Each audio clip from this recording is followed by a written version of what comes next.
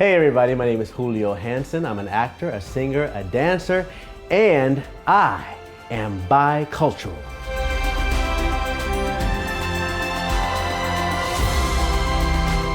Estrellita de lejano cielo, que miras mi dolor, que sabes mi sufrir, baja y dime si me quiere un poco, porque yo no puedo sin tu amor vivir.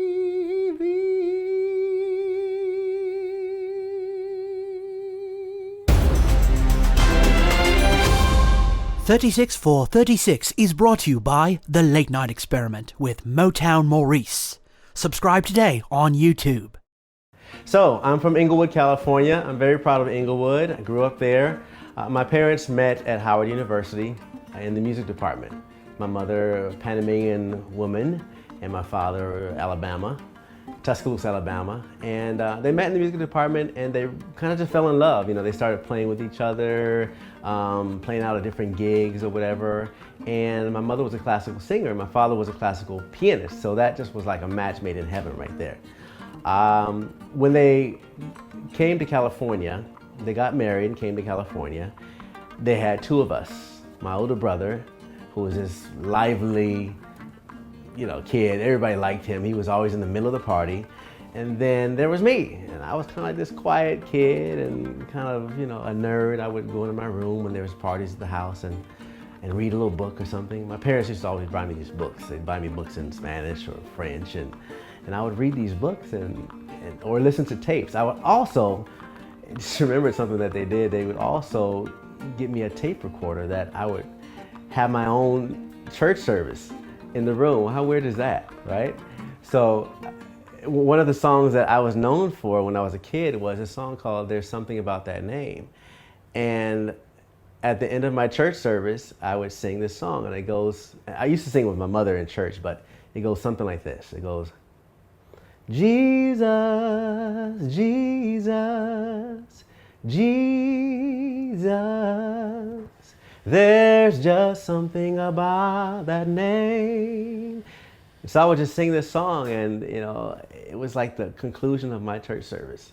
So that's my little closet that I used to stay in when I was a kid. But, I was shy, and the more that I got out of my shell, I just started doing more singing and people started recognizing me for my singing. And then I started losing that shyness and I broke that shell. So that's why I think I'm able to do what I do today. Quisiera tenerla en mis brazos, cuánto le anhelo tener, ponerle un besito en sus labios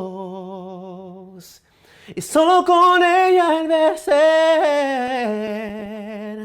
Quiero estar siempre en ti, mi amor, rindo en ti todo mi querer. Quiero estar siempre a tu lado, mi amor, darte todo mi querer. So we were this small, tight-knit family for about 8 years. I was singing and I was singing in church and my father was playing, my mother was singing, my older brother was doing his thing, and then all of a sudden we had 3 more boys come along over the span of 14 years. But I was not going to let that deter me. I was going to use these 3 young brothers of mine for my own selfish desires, which was to create a show. So I would have them, singing songs, singing Michael Jackson songs. I think they sang a song called Smooth Criminal. I had them do the whole video for their show in elementary school. I also had them in school. I had my little church thing before. I had them in school. So I'd have them in school learning how to speak Spanish or whatever. I'd have a little board and teaching them little Spanish words and letters and numbers and things like that. But no, all that stuff helped me to be kind of a producer, so to say. It kind of helped me come out of my shell and As I started doing more and more singing, more and more shows, I went to college and I produced some more shows there, and I won a competition in college. And then I also traveled to Israel to sing for peace with this choir, international choir. And that was a wonderful experience, just to go to Israel and sing for peace. And then after that, shortly, I was on tour. And I started taking this really seriously because I got the chance to audition to be a background singer for Toni Braxton, of all people. Toni Braxton was at the peak of her career. And so she was looking for background singers, an all-guy group background singers. So, and I happened to be in an all-boys group at the time, and we auditioned, and we got it. It was like, we got the call that you are going to be on tour with Toni Braxton. And so we were all excited, and I quit my job, everything. I had this night, I was teaching, and I quit my job at the time. And then they told us, you're fired. So before we even got a chance to be on tour, we got fired.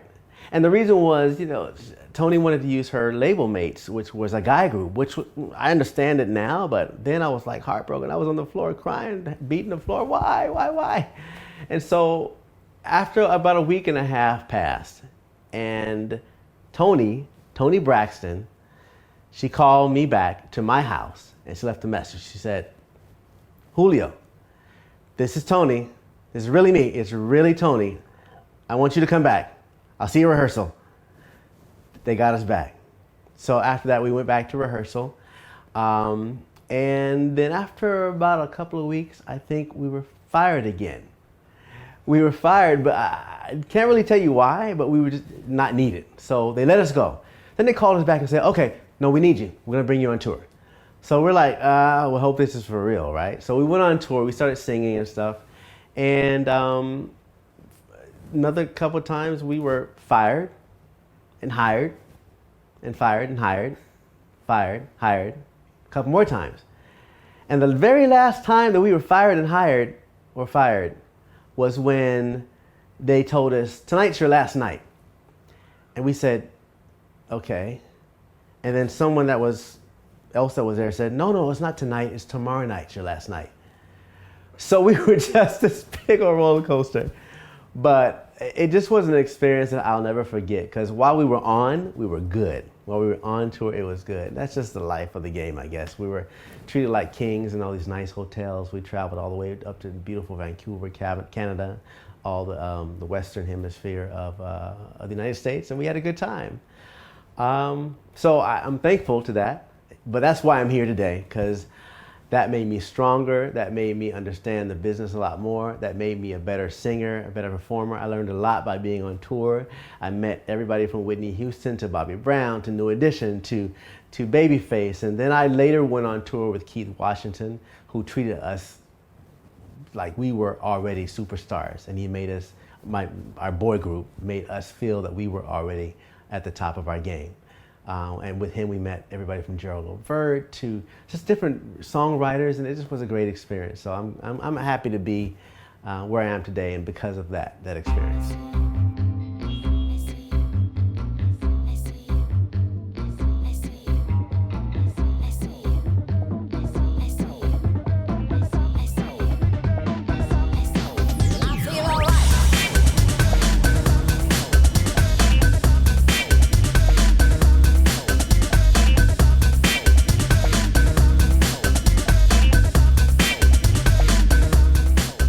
I'm bicultural because I'm African American and I'm Panamanian.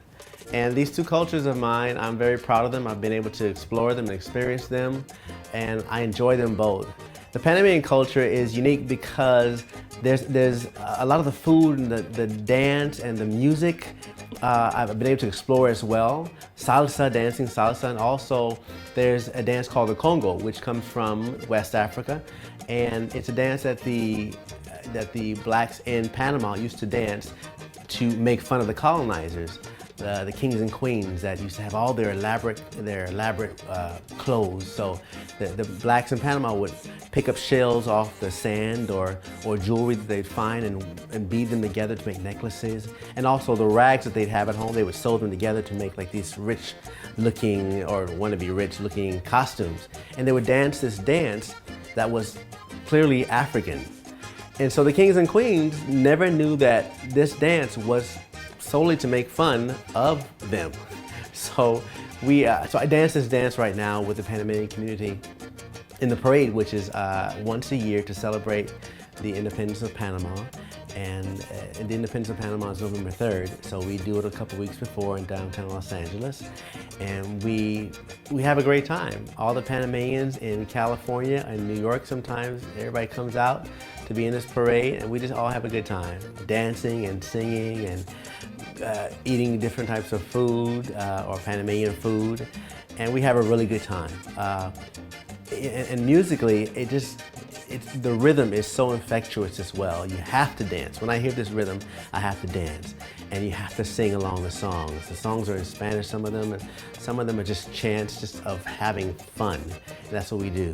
It reminds me of one of the songs my mother used to sing, which is actually, it's a standard song that many people know in the Latin industry. It's called Sabor a mí.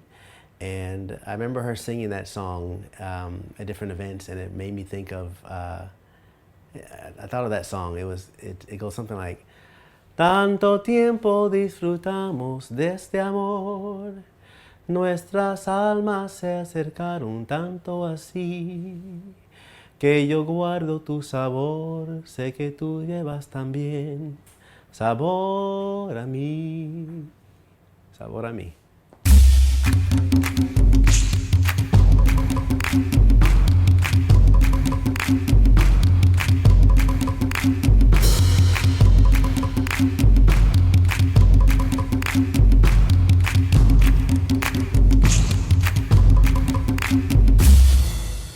Ábreme la puerta, Sara, estoy amanecía, que tú duermes en cama, Sara, y yo aquí todavía. Lloré,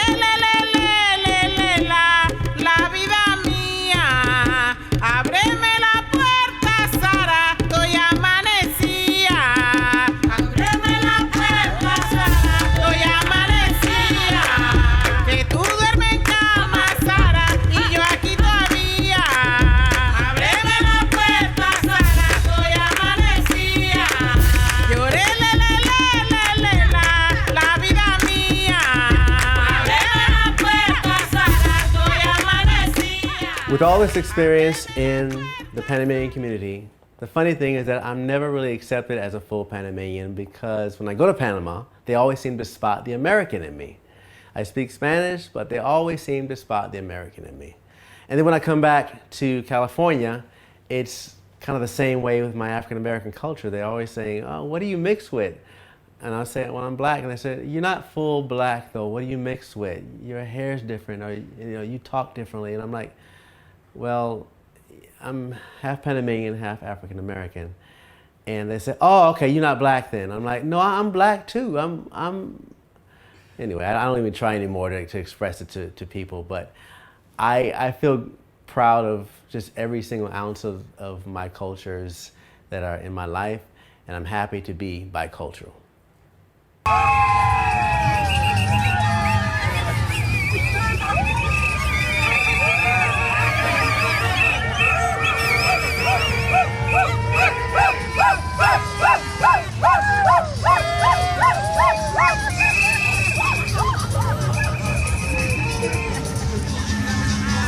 .2 miles down, 3 miles to go.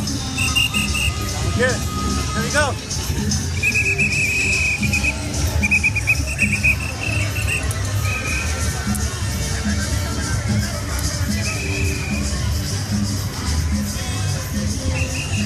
My father was my piano instructor, and when I was 8 years old, I was at the piano, and he was the one who taught me all the different skills and technique that I know today.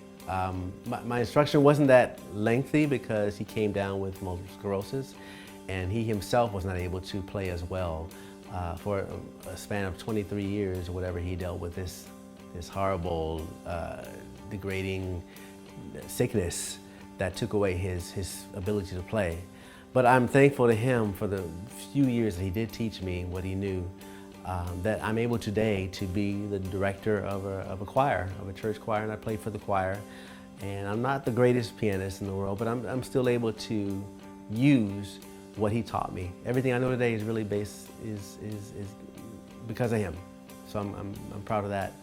My goal in life really is to take some of those skills that my father gave me on the piano and some of the skills my mother has given me of being on stage to create a show that's unique, that involves different cultures, different languages, using my knowledge of language and my knowledge of culture and dance to create a show that's unique, that people of all cultures and all backgrounds can enjoy and appreciate. That's my really goal in life. And I've had so many goals in life of working in the United Nations, and that's still maybe a small goal or so, and I'm also an assistant principal right now at an elementary school.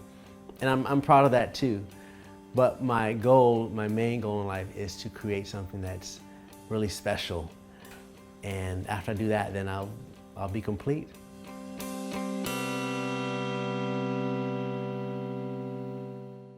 I made my first appearance in the Late Night Experiment with Motown Maurice, season 1, episode 1. And I got a chance to be in almost every episode since season 1.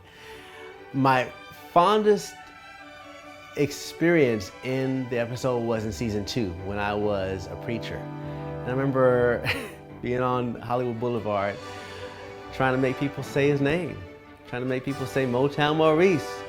I was preaching his name, and I had to go all the way in, as they say in church. I went in, and I had a sign of Motown Maurice, and I was like, say his name, and I felt the spirit. And some people were feeling the spirit, and they were saying it, and we were just dancing and having fun, and really getting into it. And say it like you feel it in your bones.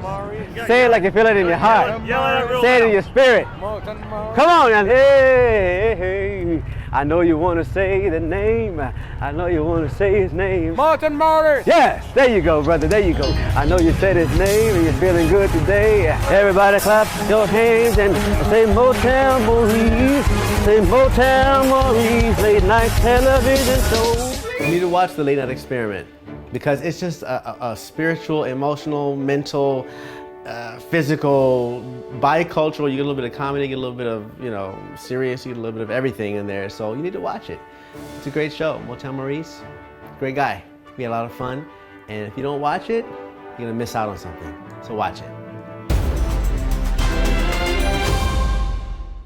Take a glimpse into Motown Maurice's future with 6 seasons, 36 episodes, plus 6 behind-the-scenes documentaries of The Late Night Experiment. Subscribe and like us today.